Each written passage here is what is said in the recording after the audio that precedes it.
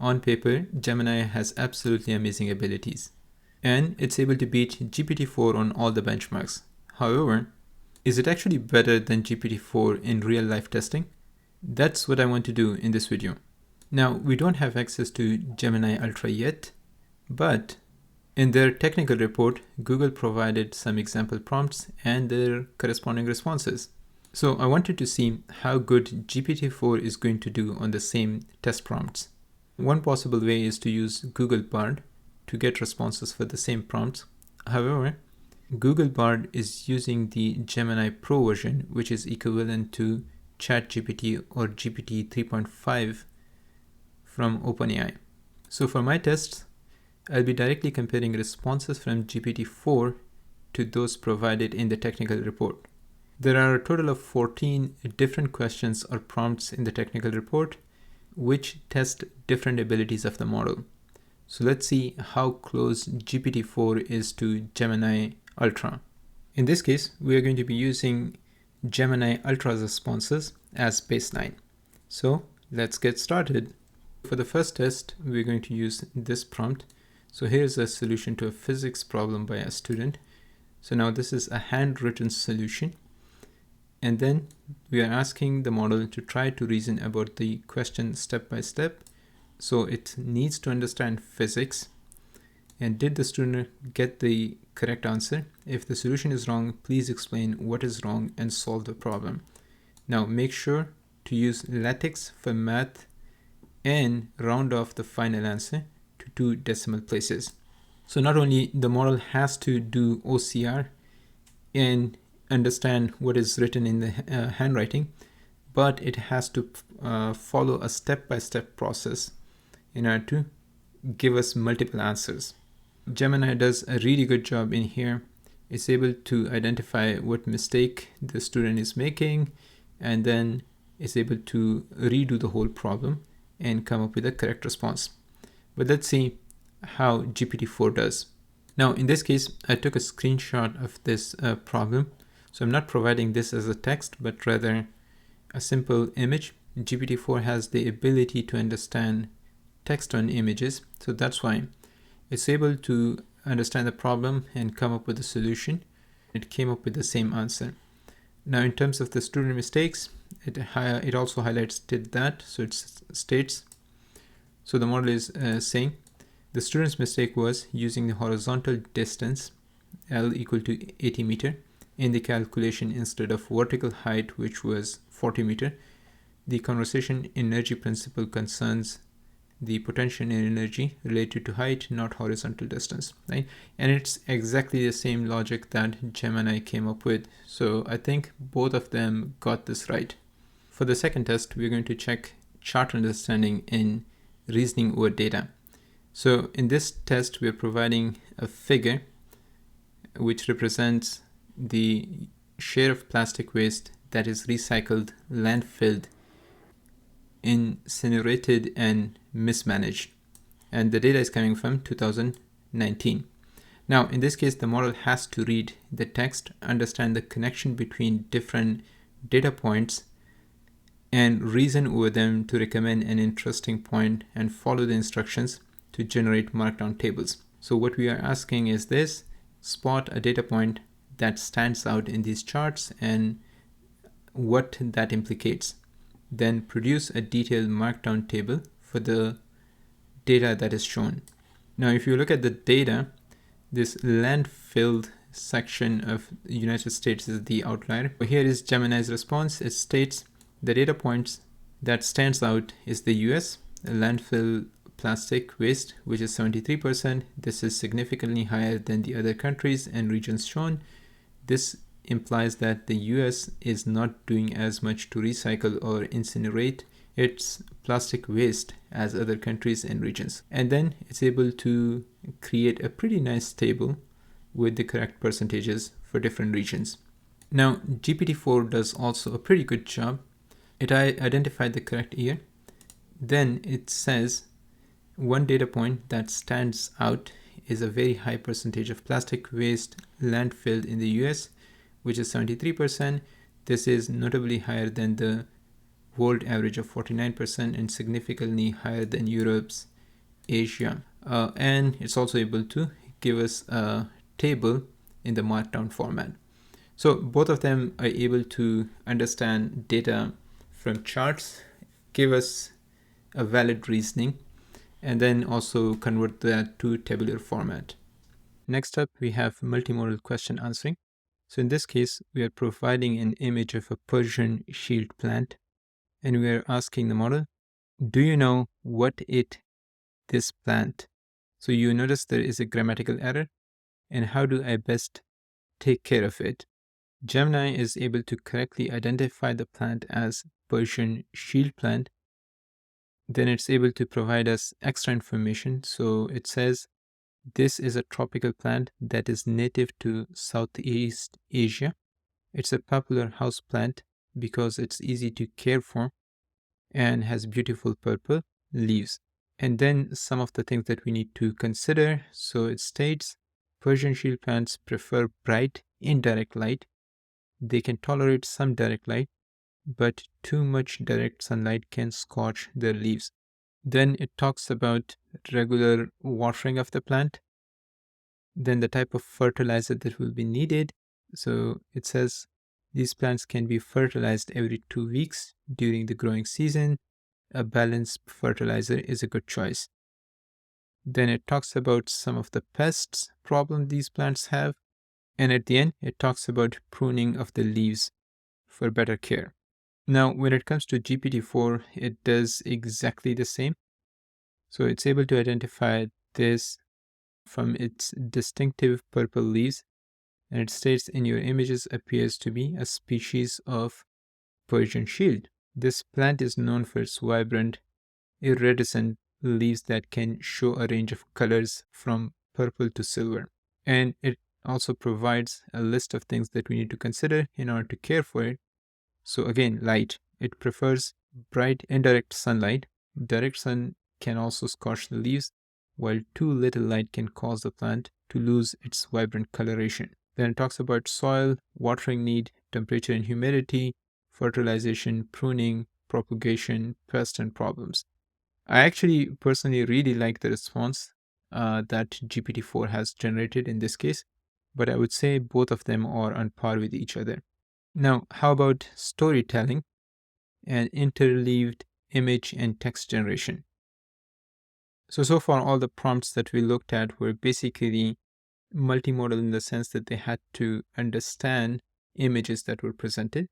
But in this case, we wanted to create a blog post about a trip to New York where a dog and his owner had a lot of fun. Then include a few pictures of the dog posing happily at different landmarks.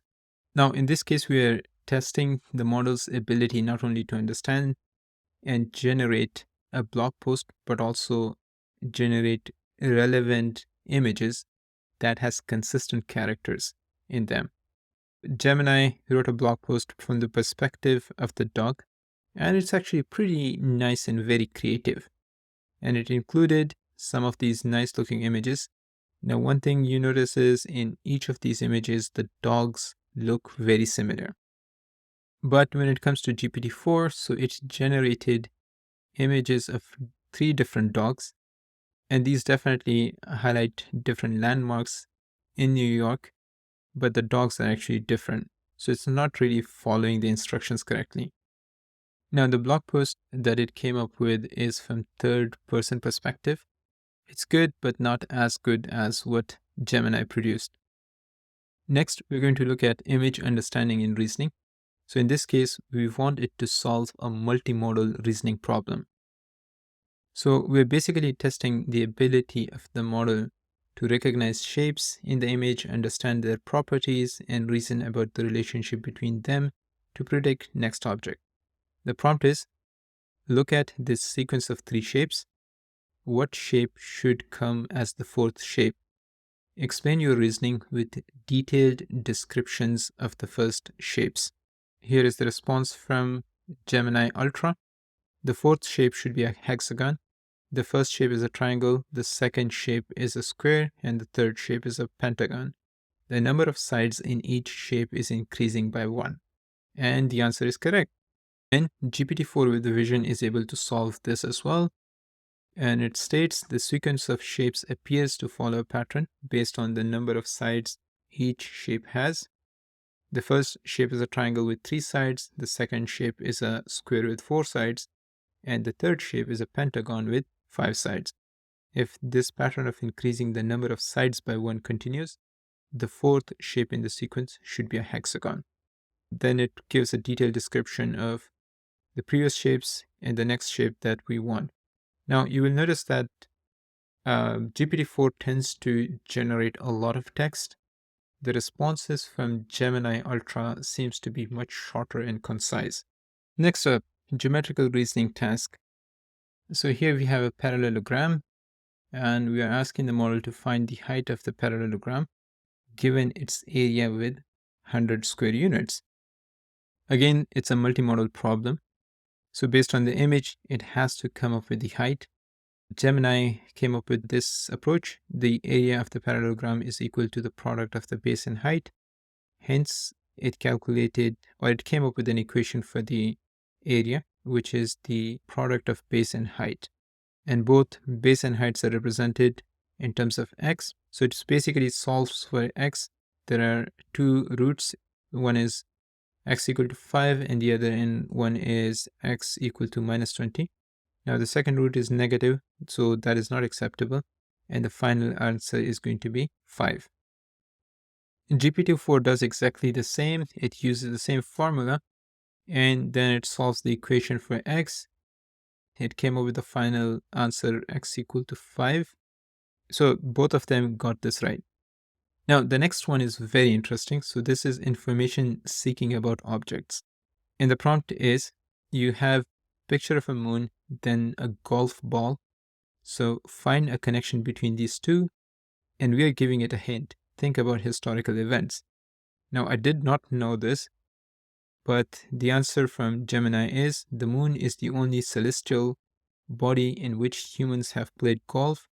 In 1971, the Apollo 14 crew hit 2 golf balls on the lunar surface. GPT-4 is also able to retrieve the same fact. So it says the connection between these two, considering the hint about the historical event, is likely related to the Apollo missions, specifically Apollo 14. During this mission, astronaut Alan Shepard famously hit 2 golf balls on the moon with a makeshift club that he had brought from Earth. Now, personally, I was really impressed by this prompt because in this case, the model is not only able to recognize 2 different objects, which are pretty ordinary objects, but it's able to retrieve a historical relationship between these two. This is pretty amazing, and I hope it's not coming from the training data. Next up, multimodal reasoning based on visual cues. So can it recognize different places? So we asked it, do you know the precise location where this image was taken? Gemini answer is, this image was taken in the New York City. The Empire State Building is visible in the background. So that's a pretty good clue. And the street in the foreground is 8th Avenue. The cross street is the West 34th Street. Now, I'm not sure if the precise location in this case is correct or not, but it does look like New York City because of the Empire State Building. Now, the response from GPT-4 is, I think, a lot more practical. So it says the image features Empire State Building in the background, which is a key landmark in New York City. Based on the perspective of Empire State Building, this photo appears to have been taken from somewhere in Midtown Manhattan, facing south towards the building. Then, in terms of the exact location, it states that the exact location can vary, but it's likely to be on an avenue a few blocks north of Empire State Building, which is located at 350 Fifth Avenue, New York City. So it's not really confident about the exact location, which I think makes sense, but it kind of gave us an approximate location. So in both these cases, I would say the responses are pretty good and we can give them a pass. Next prompt is related to multimodal humor understanding. So This one needs to have a cultural context for the model to understand, but we're simply providing two images. One is game at 30 frames per second. The second one is the monitor that the user is using is 75 Hertz, but the game is still at 300 frames per second. And we are asking the model, can you explain this meme? Now, just from the image, Gemini is able to provide a pretty good answer. So it states the meme is about a person who is playing a game at 300 frames per second, but their monitor is only 75 Hertz. The person is trying to catch the game, but it's too fast for the monitor to display. The meme is funny because it's relatable to anyone who has ever played a game on a monitor that is not fast enough. It's amazing that from this image, it's able to understand the context. Okay, GPT-4 is also able to understand it, and I think it probably provides a better response. So it states, the meme is poking fun at the concept of having a high frame rate in the video game, which is not fully utilized because of the monitor that is lower refresh rate. So it goes on to describe the difference between having a game at 300 frames per second, but the monitor has a much lower refresh rate. Now here is the reason of why this is funny. The humor comes from the discrepancy between the game's performance and the monitor's ability or capability. The person in the meme is excited about the high frames per second, but then realize that their monitors cannot display all those frames, which means the extra processing power is going to waste and they won't experience the game as smoothly as they could at a high refresh rate monitor. Next up is common sense reasoning in a multilingual setting. So in this case, they have provided the basic Chinese family tree, and we are asking the model to explain what I should call my grandparents on each side of the family based on this chart. Now, I'm not going to try to pronounce the actual words, but it seems like in Chinese language, there are different words used for grandparents, depending on whether they are coming from the father side or the mother side. Now, when we tested the same prompt with GPT-4, it's also able to recognize the relationship between different family members based on Chinese language, and it gives us a pretty good response. Next up is reasoning and code generation. So create a web app called Opossum Search. Every time you make a search query, it should redirect you to the Google search with the same query, but the word opossum before it. It should be visually similar to Google search. Instead of Google logo, it should have a picture of an opossum from the internet, and it should be a single HTML file, no separate JavaScript or CSS files. It should say powered by Google search in the footer. So there are multiple instructions that it has to follow. Now, based on the output that is given here in the technical report of Gemini Ultra, it's able to do that pretty accurately. Okay, so GPT-4 came up with a code. This is pure HTML. Now, in this case, we need to provide a URL to a Opossum image. I'm not going to do that, but I went ahead and copied the text in here. If you look at the web page that it generated, so we just need to provide a link to an image in here, but other functionality is in there. For example, if I say hi, then what it does is it basically put this opossum in front of it and we are redirected to Google search engine. This is pretty awesome. Now for this prompt, it has to do multi-step reasoning and do some mathematics. Now the basic premise of this problem is that there are two factories. One can produce 500 million units, the other can produce 400 million units. And factory A will increase production by 5% each year, while factory B will increase production by 6% per year. Then the whole thing is that whether the difference between the production capacity of these two units, these two factories will increase or decrease over time if they keep the same increase in production rate. The model is given data for 1 year, and the model has to calculate the data for the rest of 3 years, and it also needs to calculate the difference between them and see if the differences has an increasing trend or decreasing trend. So Gemini is able to calculate everything, and then it says the difference in the production volume between the two factories is actually increasing, not decreasing, right? The claim was that it will decrease over years, and it's able to correctly identify that pattern. Same is the case with GPT-4. So it's able to first compute the values that we expect, and for each one of them, the difference in volume. And you can easily see that the difference in volume is increasing, not decreasing. The last test, so complex image understanding, code generation, and instruction following. And this one is a tricky one. So the prompt is, I want you to take the function depicted in the top left subplot, multiply by 1000, and then add it to the function depicted in the bottom left subplot.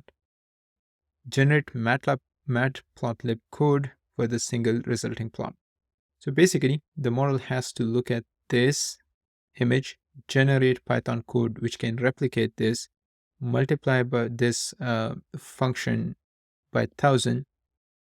Then it's supposed to generate code so that it can reproduce this plot and add the resultant plot that we got from multiplying the above plot by 1000, add it here, and then generate final code to give us the resultant image. So basically, just from images, it has to derive a mathematical function, then write a code to implement that, and generate a plot. And this is what we call inverse graphics task to infer code. Gemini is able to do that. It's able to produce the code as well as plot the resultant graph as well. GPT-4 is right on track in here. So it states, to address your request, I'll need to make some assumptions since the actual mathematical functions are not provided. The procedure will be as follows. So first, I'll assume the first function has a sinusoidal form.